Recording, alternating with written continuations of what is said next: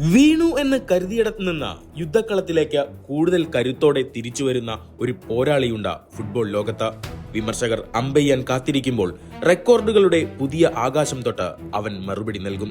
ലോകകപ്പ് ചരിത്രത്തിൽ ഇനി ആർക്കും തൊടാനാകാത്ത ഉയരത്തിൽ ക്രിസ്ത്യാനോ റൊണാൾഡോ. ആദ്യ മത്സരത്തിൽ ഗോൾ നേടാനാകാതെ പോയപ്പോൾ പ്രായത്തെ മുൻനിർത്തി ആദ്യ 11-ൽ നിന്ന് മാറ്റാൻ വരെ പറഞ്ഞവർക്കുള്ള കൃത്യമായ മറുപടി. ഉസ്ബെക്കിസ്ഥാനെതിരായ മത്സരത്തിന്റെ 6-ാം മിനിറ്റിൽ തന്നെ റൊണാൾഡോ ചരിത്രത്തിന്റെ വാതിൽ തുറന്നു. ഒരു ഗോൾ മാത്രമല്ല, മത്സരത്തിൽ ഇരട്ട ഗോളുകൾ നേടിക്കൊണ്ട് താൻ ഇപ്പോഴും വേട്ടക്കാരൻ തന്നെയെന്ന് 41-ാം വയസ്സിലും അദ്ദേഹം തെളിയിച്ചു. ഇത് ഫുട്ബോൾ ചരിത്രത്തിൽ ഇന്നുവരെ ആരും കൈവരിക്കാത്ത മഹാത്ഭുതം.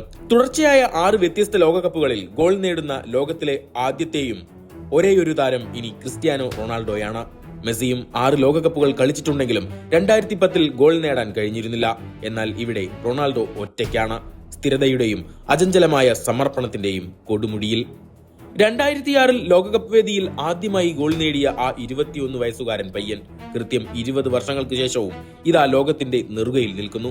41 വയസ്സും 138 ദിവസവും പ്രായമുള്ളപ്പോൾ ഗോൾ നേടിക്കൊണ്ട് ലോകകപ്പ് ചരിത്രത്തിലെ 2ാമത്തെ ഏറ്റവും പ്രായം കൂടിയ ഗോൾ സ്കോററായും റൊണാൾഡോ മാറി.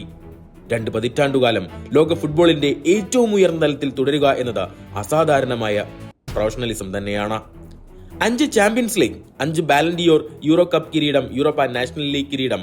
ഇതിഹാസ കരിയറിന്റെ അവസാന അധ്യായത്തിലും ക്രിസ്ത്യാനോ ചരിത്രം തിരുത്തുകയാണ്. ഹൂസ്റ്റണിലെ ആ രാത്രി വെറുമൊരു ഗോൾ മാത്രമായിരുന്നില്ല, അത് ലോക ഫുട്ബോളിലെ ഏറ്റവും വലിയ പോരാളിയുടെ അമരത്വത്തിന് ലഭിച്ച മറ്റൊരു മുദ്രയായിരുന്നു. റെക്കോർഡുകൾ തകർക്കാൻ ജനിക്കുന്നവർ ഉണ്ടാകാം, എന്നാൽ ചിലർ റെക്കോർഡുകൾക്ക് തന്നെ പുതിയ നിർവചനം നൽകും. ക്രിസ്ത്യാനോ റൊണാൾഡോ അത്തരമൊരു പേരാണ്, ബ്രാൻഡാണ്. സ്പോർട്സ് ഡെസ്ക്, തനിനിറം.